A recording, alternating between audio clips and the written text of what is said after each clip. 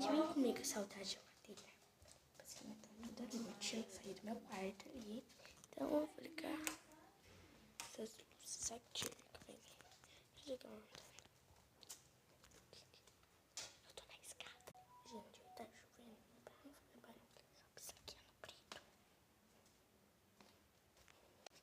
Gente, tá, tem gente acordada, mas eu vou ir bem devagarinho para que me veja. Gente, eu não sei o que eu vou comer. Não sei.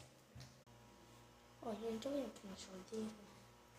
Não tem nada, mas aqui em cima tem coisa. Gente, aqui tem em cima, aqui em cima tem um bolo. Isso daqui que eu não sei o que. Gente, eu acho que eu sei o que é isso. Eu acho que é meu sonho que minha mãe comprou quando eu fui em casa.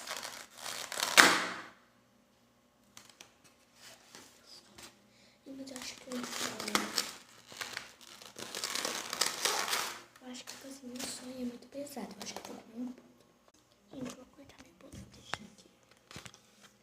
Ainda bem que esse bolo já tá meio aberto. Deixa eu puxar, precisa ficar cá. Vou pegar esse pedaço aqui. E agora, gente, são 11 horas. Gente, ainda amanhã eu tenho aula. Também que eu estudo de tarde, né? Porque tarde de manhã eu estaria afiada.